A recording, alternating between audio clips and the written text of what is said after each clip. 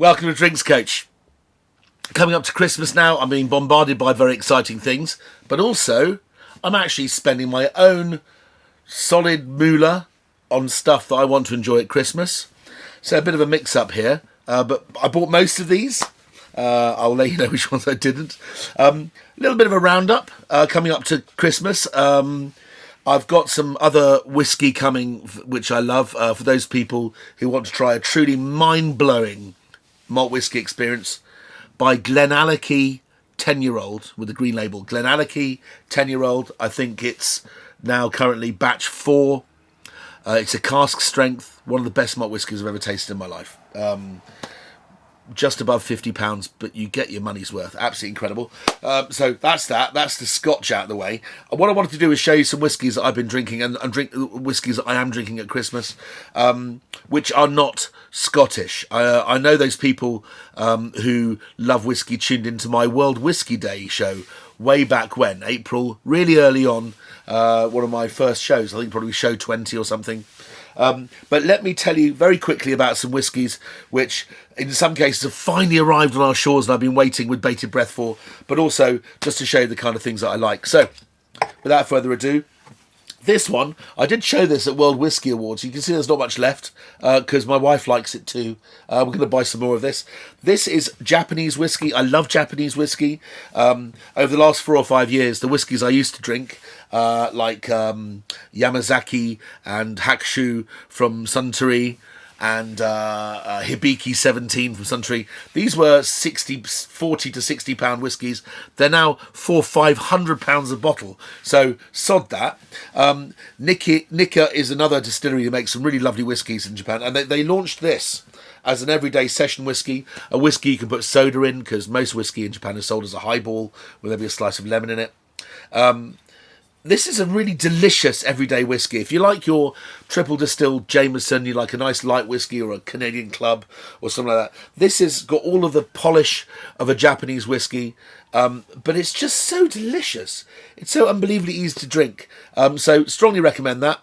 Buy it from, I think, Whiskey Exchange, Master of Malt, those sort of people.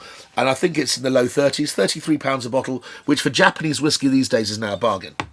Okay, I'm not going to taste that because I think Emma might get upset. So there we go, we'll put that down here.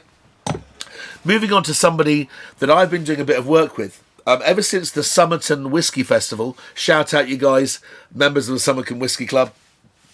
It's a festival, normally happens outdoors in St Albans. They did one indoors virtually. It was an 11-hour long virtual show. 1,000 people attended, and I was very kindly invited. I was thrilled to be invited on as a guest, where I connected with people that I've always wanted to talk to, which is the Mackmyra crew. Shout out to all of you guys at Mackmyra. You know who you are. Hopefully I'll be doing a little bit of work for them in the new year, partly because they're Swedish and I'm half Swedish, but the other partly because I think they're a most amazingly forward-thinking, exciting, modern whiskey brand. So, back in 1999, the first ever malt whiskey was created in a gold mine in a swamp about an hour's north of Stockholm, and this is the whiskey in question, Mackmyra. You see that? Mackmyra. They make all sorts of whiskies. The whiskey starts at around £40. The exciting stuff starts around 50, 55, and the really crazy ninja stuff is up there around the 90 and £100 mark, which we'll come on to in a minute. I've picked out a couple here, but what Mackmyra has got a real name for is finishing their whiskies in all sorts of exciting barrels. There's one called Apple Blurm, which is finished in Calvados barrels. I love Calvados. The reason why that's not here is because I've drunk it already.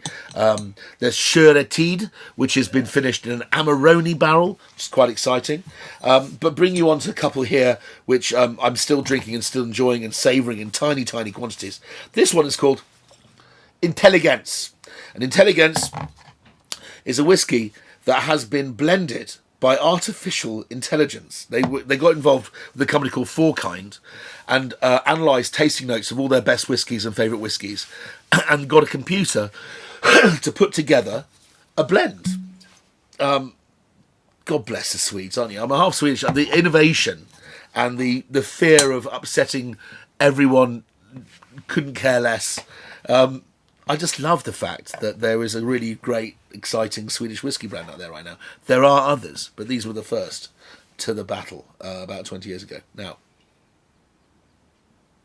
This whiskey is really astonishing because I don't know how or why, but because this is aged in a swampy gold mine down in barrels, in quite small barrels. This smells of caraway and fennel. And what else smells of caraway and fennel? O.P. Anderson's Aquavit. That's right. Aquavit, the Swedish national drink. There's something incredibly Aquavit-like in this drink, and I don't know where it comes from. Whether the computer blended it in by accident is neither here nor there. I just think this is an amazing whiskey. It's £55 a bottle.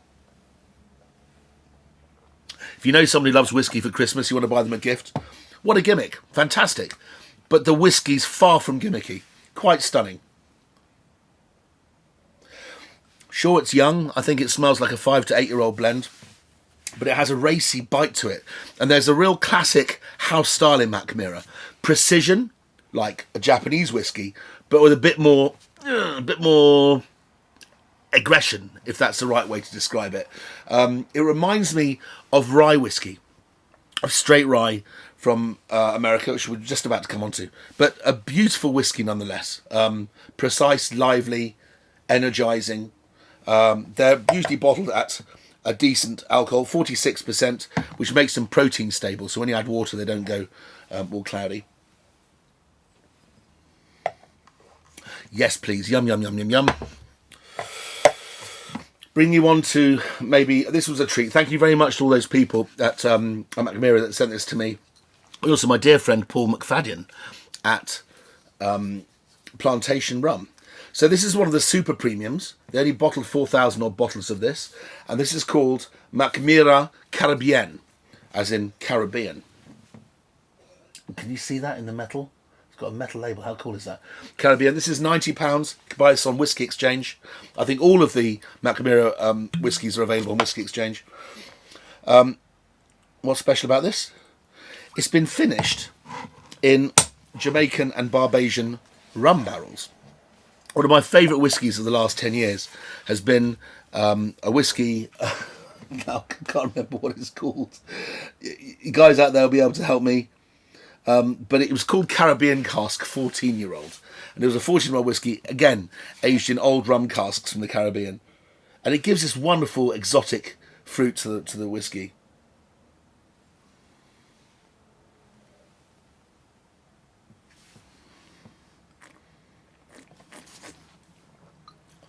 Wonderful. Dry, but sugary at the same time. It's got these like crystals of caramel in there somehow. And it brings a fruity kind of weight to the same, kind of the DNA's the same. You've got the same core of brightness and freshness and tightness and kind of liveliness. But then it's got this crystallized edge. It's like having it's like having a Bramley's apple and then turning it into a toffee apple. You get me? So there's a tension between the sweet and the dry.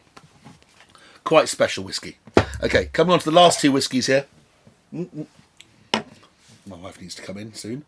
Okay, this is Catoctin Creak. And this, at last, this is Angel's Envy.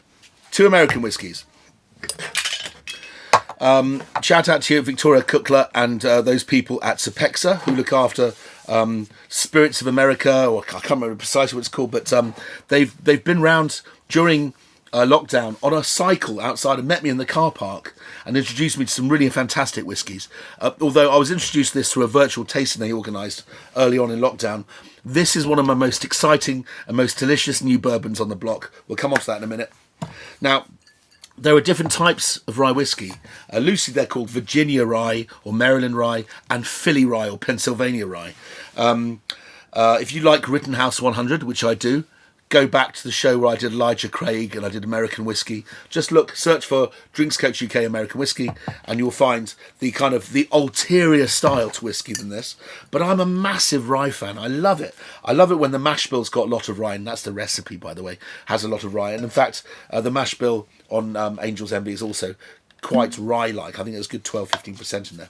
So this is a whiskey which costs between £30 and £35, I think. Certainly under £40. It's called Catoctin Creak. I could never say it sober or pissed. Roundstone rye whiskey. I tasted it in a car park out of a plastic cup, and it just went, wow. The smell, it smells of lovely soft hay. There's hints of dill and fennel seed about it. What I love about rye is the dichotomy between the shape of it, which is always quite voluminous. Rye always has a mouth-filling experience, but a very dry finish. So it's kind of best of both worlds. You know, it's not sweet, but it's mouth-filling and generous. But then it has this dryness that comes out at the end, like dried kumquat or dried orange rind or something like that. Anyway, Catoctin Creak. You saw it here first. I bought that from Master and Malt, 33 quid. And then on to this. Jerry's of Soho have a few bottles of this. It's finally come here. This is a whiskey which has had a lot of noise. I watch all the YouTube shows about bourbon, and I've been watching everyone systematically say, oh, you got to try this. And it's finally here after those guys at Sopexa teased me with a mouthful in my car park. I finally got it. Look at that cool bottle. It's like that. It's got angel's wings on the back. And this is the shape of their spirit safe. If you actually go into the distillery, they've got a columns distill and they've got a pot still. And all of the white new make goes through this wonderful crystal chalice, which looks like an angel like this. And the bottle reflects that. Wonderful. But this takes up a whole block in Louisville, Kentucky, where bourbon should come from. So what's so special about this? Well, like I said, it's made both from a pot still and from a column still. So you get the correctness and precision of a column still, but you also get some of the terpenes and some of the funk of a naked flame copper still. Also, the mash bill's quite high, so it's mostly corn, but there's quite a lot of rye in there as well. When you say corn, that means sweet corn, right? And then it's finished. I think, I can't remember if it was 6 months or a year, in port barrels. And I'm just about to do a port show. Watch this space. In about a week's time, I'll probably have a port show up, just before Christmas anyway.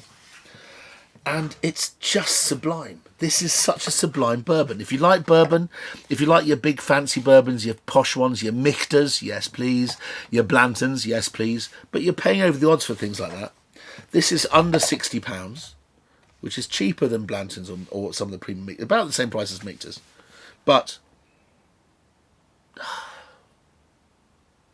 I'm not entirely sure American whiskey gets much better than this. I think this is absolutely stunning.